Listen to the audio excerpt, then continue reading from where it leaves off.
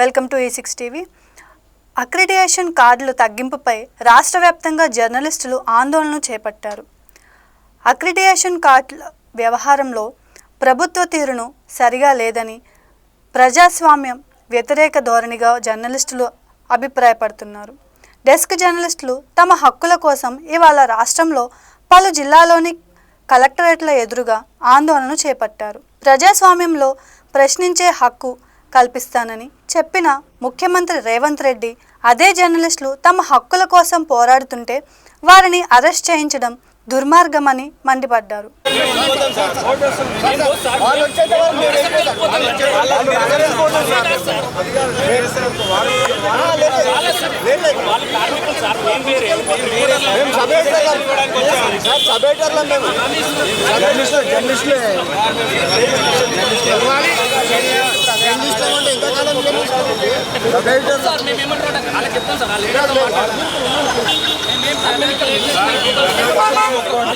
ఒక నిమిషం 2 నిమిషాల్లో వెళ్ళిపోతాం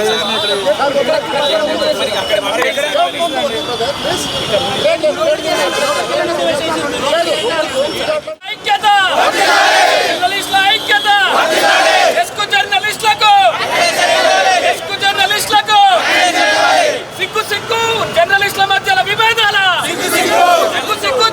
మధ్యలో విభేదాల తగ్గింపును వాడుకోవాలి. జీవో 252ను వెంటనే సవరించాలి. మనం పోరాడి హక్కుగా సాధించుకున్నటువంటి డెస్క్ జర్నలిస్టుల అక్రిడిటేషన్ల కార్డులను యథావిధిగా కొనసాగించాలి. పాత విధానాల్లోనే అక్రిడిటేషన్ల కార్డుల జారీ ఉండాలి. ఇది ఓన్లీ డెస్క్ జర్నలిస్టులను విభజించినట్టుగానే చాలామంది ప్రచారం చేసుకున్నారు. అంతకంటే ఇంకో ప్రమాదకరమైన విషయం ఏంటంటే జిల్లాల్లో రూరల్లో ఉండే రిపోర్టర్లకి, చిన్న పత్రికల వాళ్ళకి జారీ చేసే అక్రిడిటేషన్ కార్డులలో చాలా పెద్ద ఎత్తున కోత విధిస్తున్నారు. దాన్ని కూడా మానుకోవాలి. మీడియా కార్డులు అంటూ డెస్క్ జర్నలిస్టులను 2వ శ్రేణికి నెట్టేసే ప్రయత్నం చేస్తున్నారు. వాళ్ళ ఉనికినే ప్రశ్నార్థకం చేస్తూ వర్కింగ్ జర్నలిస్టుల నుంచి వాళ్ళను వేరు చేసి రాత కూలీలుగా ముద్ర వేసే ప్రయత్నం జరుగుతుంది. డెస్క్ జర్నలిస్టులు అనే వాళ్ళ స్థాయిని తగ్గించే ప్రయత్నమే ఇది తప్ప ఇంకోటి కాదు.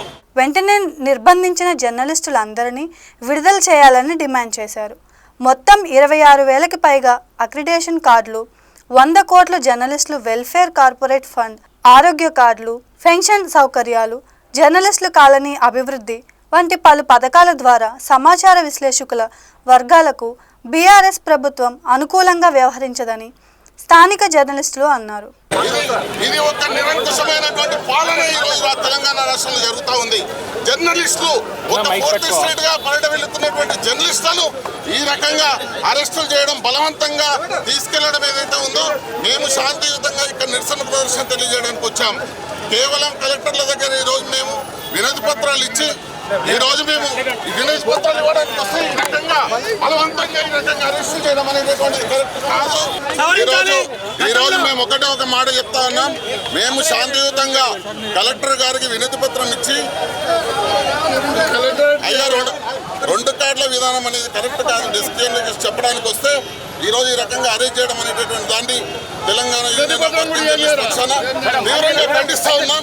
ప్రస్తుతం కాంగ్రెస్ ప్రభుత్వం అధికారంలోకి వచ్చిన తర్వాత అక్రిడిటేషన్ కార్డులను 26,000 నుంచి నేరుగా 10,000కే తగ్గించారని తప్పుపట్టారు.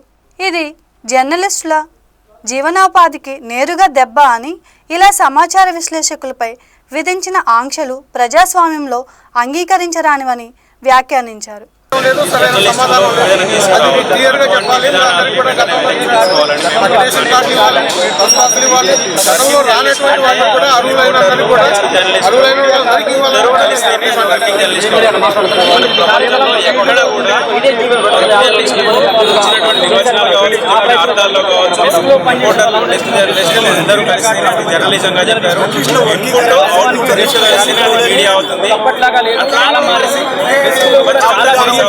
మన దగ్గర తీసుకురావాలని కార్డులలో సంఖ్య వాళ్ళందరూ కూడా దీన్ని అర్థం చేసుకుని మన మేము చేస్తున్నటువంటి దీనికి మాకు మద్దతుగా రావాలి. అలాగే ప్రభుత్వం కూడా కొన్ని వేల మందికి అక్రిడిటేషన్ కార్పొరేషన్లో మూత పెట్టాలనుకున్నటువంటి ఆలోచన మానుకొని జర్నలిస్టులకు ఇదివరకు ఎట్లయితే ఇచ్చారో అదే అక్రిడిటేషన్ కార్డు తీసుకుని వాళ్ళ ప్రయోజనాల కోసం ఆలోచించాలని చెప్పి కోరుతున్నాం. జీవో 252 వెంటనే సవరించాలని డిమాండ్ చేశారు. అక్రిడియేషన్ కార్డులు జారీ విధానంలో కీలక మార్పులు చేసిన ప్రభుత్వం ఇటీవల జారీ చేసిన జీవో నెంబర్ 252 జర్నలిస్టుల హక్కులను హరించేలా ఉందని, ఈ జీవోను వెంటనే వెనక్కి తీసుకోవాలని, జర్నలిస్టులు అందరూ అక్రిడియేషన్ కార్డులు ఇచ్చేలా ప్రభుత్వం చర్యలు తీసుకోవాలని స్థానిక జర్నలిస్టులు ఆగ్రహం వ్యక్తం చేశారు. ప్రధానంగా జర్నలిస్ట్ అనేది ఒకటే గుర్తింపు, దానికి అక్రిడియేషన్ అనేది ఒకటే. రెండు రకాల గుర్తింపులు వద్దనేదే మాది ప్రధాన డిమాండ్. ఆ డిమాండ్ మేరకు మేము ఉద్యోగం చేస్తున్నాం. 252 జీవోలు సవరించి ఒకటే డిమాండ్, ఒకటే అక్రిడియేషన్ కార్డు విధానం ఉండాలనేది మా ప్రధాన డిమాండ్. దానికోసం పోరాటం చేస్తున్నాం.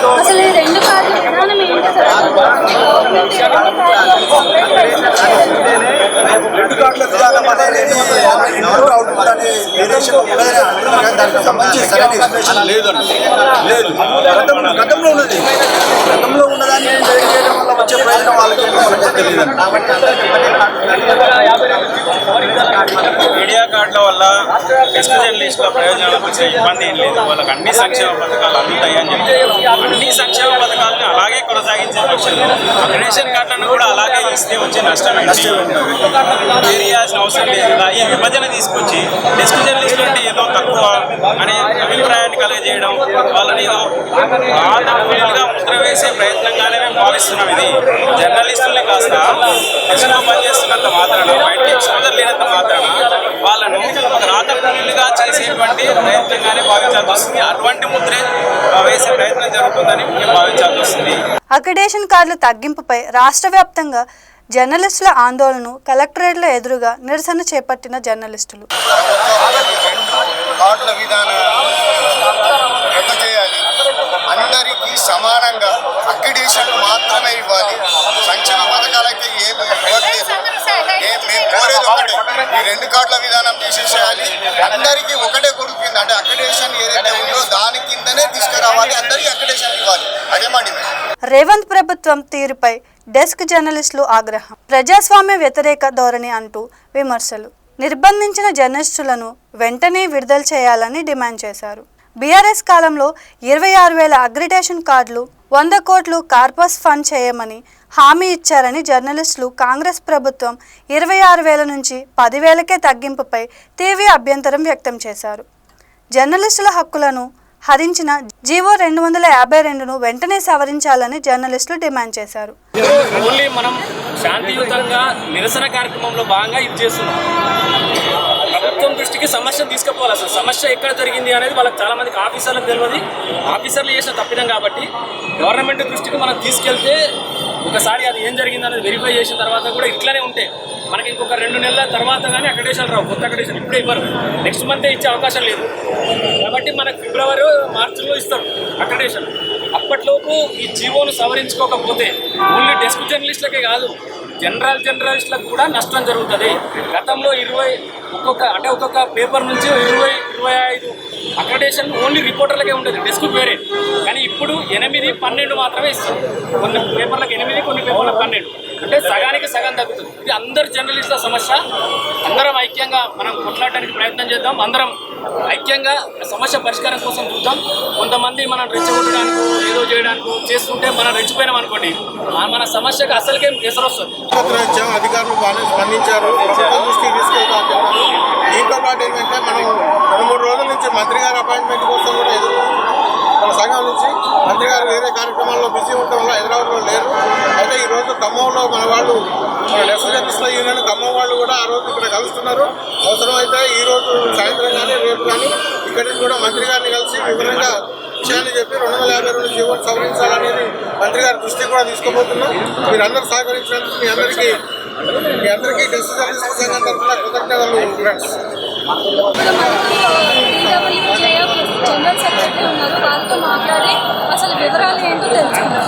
తెలంగాణ వర్కింగ్ జర్నలిస్ట్ ఫెడరేషన్ మీ డెస్క్ జర్నలిస్ట్ అసోసియేషన్కు మద్దతు ఇస్తుంది. ఈ వినతి పత్రాల కార్యక్రమానికి ఫెడరేషన్ సంపూర్ణ మద్దతు ఇస్తుంది. ఇప్పటికే మేము ప్రభుత్వంతో మాట్లాడాం, ముఖ్యమంత్రి సిపిఆర్ఓ గారితో, మీడియా అకాడమీ చైర్మన్ గారితో మాట్లాడాం, మంత్రి గారితో ఈ రోజు లేదా రేపు చర్చలు ఉన్నాయి. మీరు ఆందోళన పడాల్సిన అవసరం లేదు. ఒకటే చెప్తున్నాం, తెలంగాణ వర్కింగ్ జర్నలిస్ట్ ఫెడరేషన్గా జర్నలిస్టులు, రిపోర్టర్లు, డెస్క్ జర్నలిస్టులనే ఈ తేడా ఉండకూడదు అనేది ఫెడరేషన్ కూడా భావిస్తోంది. మీ వినతిపత్రాల కార్యక్రమానికి మేము మద్దతు ఇస్తున్నాం. భవిష్యత్తులో కూడా మేము అండగా ఉంటాం. ఇప్పుడే నేను చైర్మన్ గారితో మాట్లాడాను. ఆ జీవోతో నష్టం ఉండదని చెప్పారు. అయితే ఎలా నష్టం ఉండదు అనేది ఇంకా 2-3 రోజుల్లో క్లారిటీ వస్తుంది. ఈలోపు ముఖ్యమంత్రి శ్రీపాదరావుతో కూడా ఇప్పుడు మాకు అపాయింట్మెంట్ ఉంది, ఆయనతో మాట్లాడతాం. మినిస్టర్ గారిని అపాయింట్మెంట్ అడిగాం. ఈ నేపథ్యంలో మనం ఆందోళన పడాల్సిన అవసరం లేదు. రిపోర్టర్లు, డెస్క్ జర్నలిస్టులు అంతా ఒక్కటే అనే యాంగిల్తో మనం ముందుకు పోదాం. ఎవరు బాధపడద్దు, ఆందోళన పడద్దు. మేము ఫెడరేషన్గా మీ అందరి మీ కార్యక్రమాలకు మేము అండగా ఉంటాం. డెస్క్ జర్నలిస్టులను, రిపోర్టర్లను విడదీసే విధంగా, ఈ అంతరాలు సృష్టించే విధంగా ఇప్పుడు తీసుకొచ్చిన కొత్త జీవోను వెంటనే ప్రభుత్వం ఉపసంహరించుకోవాలి. దీని వెనుక ఉన్నారో అందరికీ తెలుసు. కానీ ప్రభుత్వం వెంటనే తక్షణం ఈ జీవోను ఉపసంహరించుకొని డెస్క్ జర్నలిస్టులకు న్యాయం చేయాలి. అంతవరకు మేము అందరం కలిసి పోరాడుతూనే ఉంటాం. గత ప్రభుత్వంలో లేని ఈ అంతరాలను ఇప్పుడు సృష్టించడానికి ప్రభుత్వం ఇలాంటి నిర్ణయం ఎందుకు తీసుకుందో దాన్ని వెంటనే రద్దు చేయాలని డిమాండ్ చేస్తున్నాం డెస్క్ జర్నలిస్టుల తరఫున. ఇక్కడ 2 కాళ్ళ విధానం తీసుకొస్తారు. ఒకటి ఏంటి, రిపోర్టర్లకు అక్రిడేషన్ కార్డు, డెస్క్ జర్నలిస్టులకు మీడియా కార్డు. మీడియా కార్డు ఎందుకు? ఇప్పుడు అన్ని సంక్షేమ పథకాలు వర్తిస్తాయని చెప్తున్నప్పుడు ఈ 2 కాళ్ళ విధానం ఎందుకు తీసుకొస్తారు? అసలు మీడియా కార్డు ఎందుకు? మీడియా కార్డు ఎందుకంటే వీళ్ళకు బస్ పాస్ ఇవ్వద్దు, రేపు వచ్చేటువంటి ఇళ్ల స్థలాలు ఇవ్వద్దు, ఎందుకు కార్డు ఇవ్వద్దు, వీళ్ళ నినాదం. అంటే ఇది ఇంటర్నెట్గా చేస్తున్న వ్యవహారం.